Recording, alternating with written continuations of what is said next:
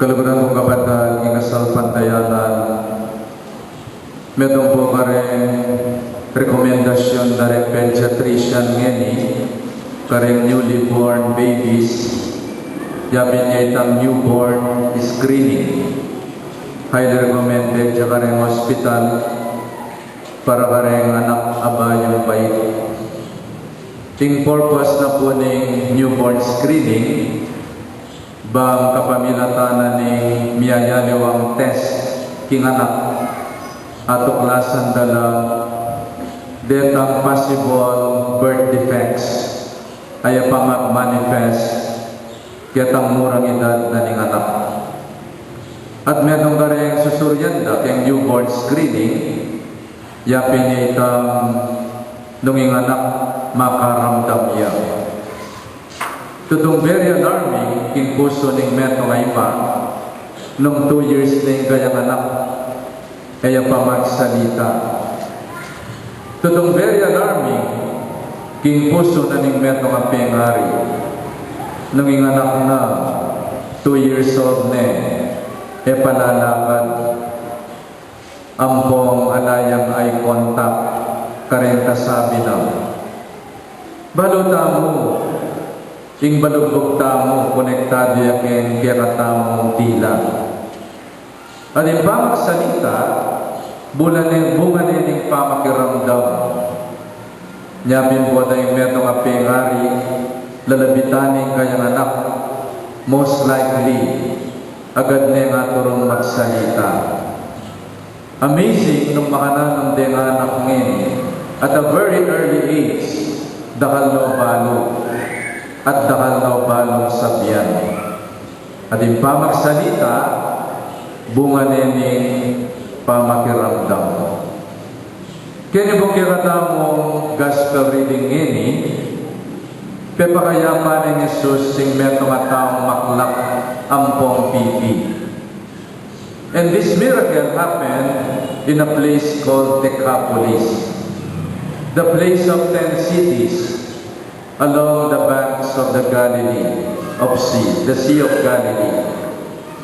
At baluta mo yung kalakaran ng biye at kulayin ng biye kareng syudad, mabilis. Then in 10 cities around the Sea of Galilee are business centers. They are marketplaces.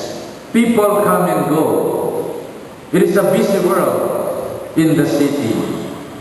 And it is a noisy world in the marketplaces. At ulit ng minsan, masyado tang mabilis kulay king biyatang. Maingi ing kapaligiran. Alata ng oras to sit down and to talk to one another. Sometimes because of the fast pace of life, mangan man, mamangan kang lalakad, manyukliya ka, mga tiyong aking bus. Masyadong mabilis ing kulayin ng biye, masyadong maingi ing kapaligiran king Decapolis. Ala nang tayong makiramdam. Ala nang oras to sit down together. Nyapin namin gewa na ning Ginoo, niyang pepakayapane iting maklak ampong pipi. Kenilwane king grupo. Kenilwane katang maingi environment. At karinay dela king meto nga lugar nung lugarin ilang adwa. Time to be together. Totoo, ikang pengari, you have to take time with your children. But you also have to take time with each other, ikaw yung may asawa. Aliway itang oras mo para yung anak mo. Aliwaya naman yung oras ng asawa mo. Aliwaya naman yung oras ng sarili mo. Aliwaya naman itang oras mo para king apong Ginoo. We need time to be together. Alitang puros mong magulo, puros mong opera, puros mong dandanan. There are times that we need to listen to one another. Listen to your children. Take time with your wife. Take time with yourself. And take time to talk and to listen to God. Nani procedure ang ginamit na ning Ginoo? Inyang pepakayapane, ining taong pipi ang buong maklak. Dinuraya. medyo makadiring bagya, inggewa na ng Ginoo. Kinilwa niya ka rin nakalatao na sus sining lalaki. Binili no rin taliri na ka rin balugbog na ng pipi. Siguro sinupa na magluga. Because sometimes earwax can accumulate in our ears. And it can obstruct our hearing capability. Kaya binili ka yung taliri ng balugbog ng pipi. Baka din na kaya niya cotton bud sita, linis na balugbog, maglinis ang balugbog. Lino raya, at saka na tigkina na dila. Kung hindi makadiring part, dino raya, at saka na tigkina kaya dila. Can you imagine that gesture of the Lord? Talna na balugbog, okay mo eh. Pero na duraya, talna na dila, wawa king wawa. Medyo makapagtaha, medyo makadiri. Pero yung durado kong wawa, tigkina ni Dila, is an image and larawan na ng metong intimate relationship. Uling relasyon sa aking metong at metong should not be only word for word, head to head, tongue to tongue, heart to heart, but more than that, wawa king wawa, dura king dura, dila king dila. Bakit? Kung ko na yung metong tao, kaluguran mo na kakilala me, milako na yung dili king metong at metong. Kung ang mga tao kay party, itang metong tao, ginamit ng kutsara as sinubo na, kitang main dish, kitang bandihado, nung maselan ka. Pandirian me.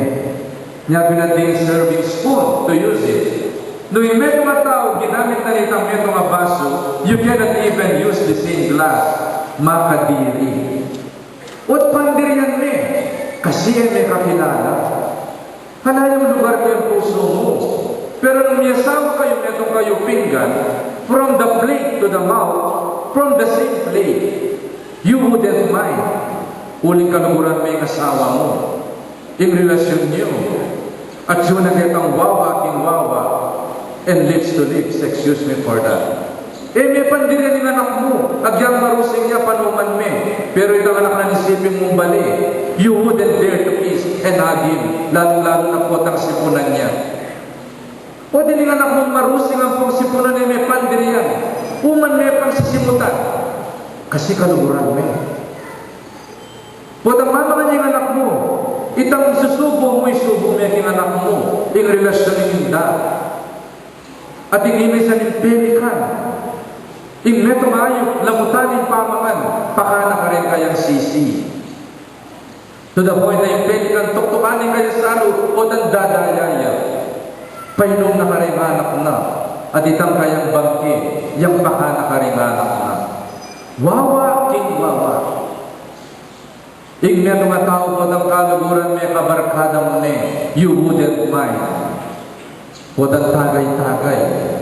Although it is not hygienic nung may babarkada kayo. It's not hygienic to use the same glass. Pipasa-pasa yung tagay-tagay. Po ng malikwagang hepabi. So yung ato na nakikatamo ng Ginoo, itang malalang apamakyugnayan. The Lord is inviting us to a very intimate relationship with Him. Kapamilatanan ni pamakiramdam ka rin kaya naman. Pamakiramdam king metong at metong. Makapagmulala yung depatana, may karamdam noring maklak, at may kapanya binoring pipi. But sad to say sometimes, eta naman pipi, o na makasiper na rin as bukta mo. Because we would not want to tell the truth. Eta naman pipi, pero makasiper na rin as bukta mo. Uli ka din tamo sa malog, king metong at metong. Nanigawan tamo. Di kayong may asawa, di kayong may kapatad, na may ako may kasundo, may katuwangan manuyang, sit down together. Buklat mo yung balugbog mo, listen to one another. Buklat mo yung puso mo, bakit ang magbalik ang kalabitan niyo king beto. Hemo na bubulda ni kasama mo di kaso kalalo, pakiramdaman me.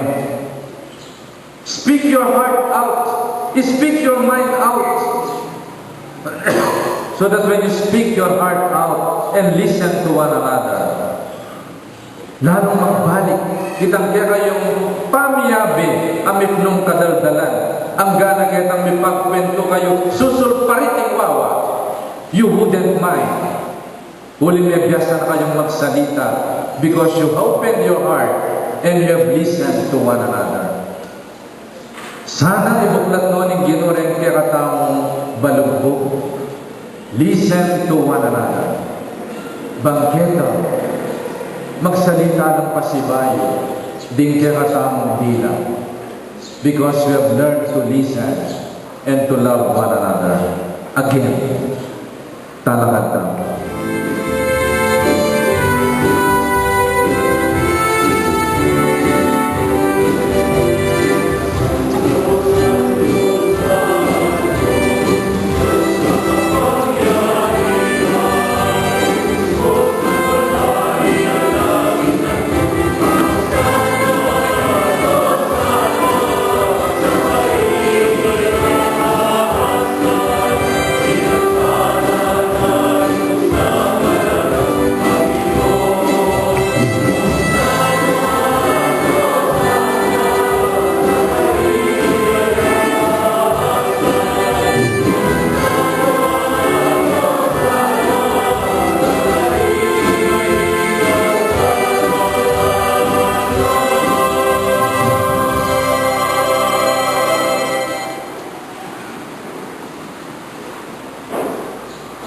Panagabing panalaw ginawin kayong panibagay sa walang kabanalan, ulilinta pagparalang rumi, pabanatan mo sana nintinganin, imupayan ng Espiritu, bang parang kami, malyalang katawan at daya, ning ginawing Heso Kristo. Bayan daw ang pusang loob ning pangilasa kamatayan, kinuhanin tinabi at pepasalamat siya kaya.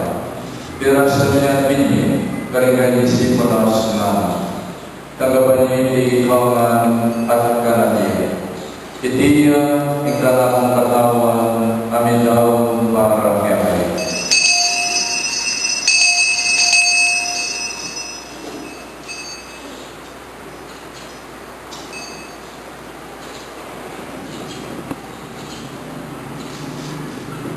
Makanya mo naman kayo matlingan po ng tinuwaling kalis, kasi bayan yang pagpasalamat kaya. At binyan yung kalis, karinggan si Paras na tagabanyin ikawan at minungko kalini. Hindi yung kalis, ning kanakong daya, hindayan ng bayo, at alangang tipan, amin bubuk para kayo at para kayong samtang tao. Bangkyan ka, patawaran na rin kasalanan. Dagdan niyo iti bilang kapigaganahan ka na.